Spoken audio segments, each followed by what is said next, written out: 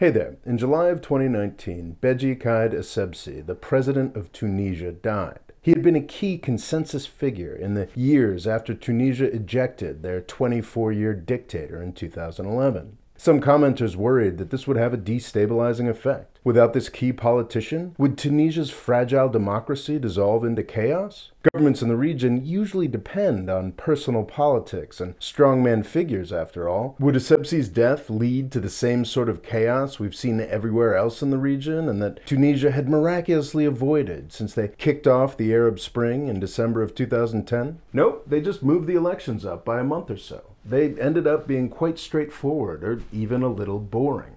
Tunisia now has its second president in a row, elected in a free and fair election, and the transfer of power was completely peaceful.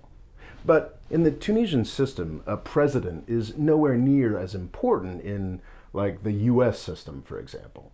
So what was probably more important for Tunisia in 2019 were the parliamentary elections held on October 6th. A lot of pundits, including this guy, were very worried about what might happen. Would Tunisia's fragile balance finally tip over into violent disaster? Well, no. Turns out the parliamentary elections were also kind of boring too. But this boredom is thrilling.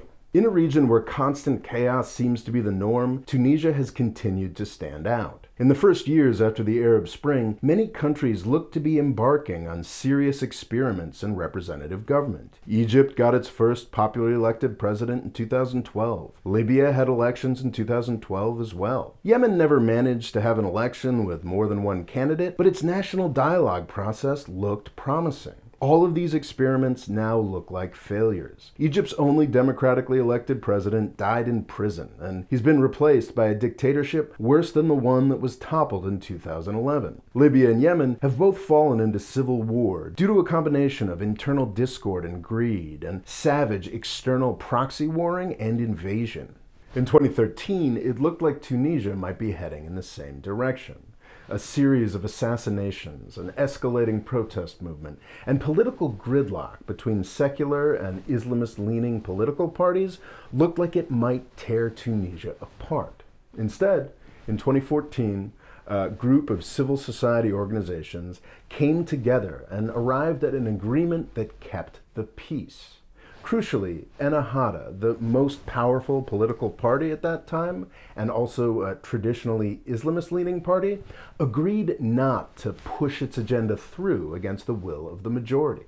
Tunisia achieved another 5 years of peace and democratic stability. But I was not optimistic about the 2019 elections. Nobody is happy. The economy is a disaster. A series of terrorist attacks in 2015 and 2016 did exactly what they were designed to do, and almost killed the lucrative tourism industry that Tunisia depends on. More and more people are beginning to wonder if democracy is even worth it. Yippee! They've got free speech and free assembly, but living standards have not risen significantly since 2011, and the pace of protests is accelerating. Even worse, the Islamist and secularist parties are beginning to do a slow-motion version of the exact same dance that killed Egyptian democracy back in 2013. The Islamist party is a little stronger in elections, so the secularists have been threatening to declare them a terrorist group. Even worse, the International Crisis Group reports that the secular party is reaching out to Saudi Arabia and the UAE to help them crush the idea of Islamic democracy. The Islamists are reacting to this poorly, of course, and trying to consolidate power. The elections at the end of this year could be a disaster. The elections were not a disaster. They were peaceful, and they featured unprecedented televised debates and a high degree of voter participation. The Islamist and secular parties that I was worried about both kind of fell apart in favor of outsider parties. This dynamic of established party failure is something that we're seeing across the world today. Tunisia is now kind of a normal, boring, democratic country. Does this mean all their problems are solved?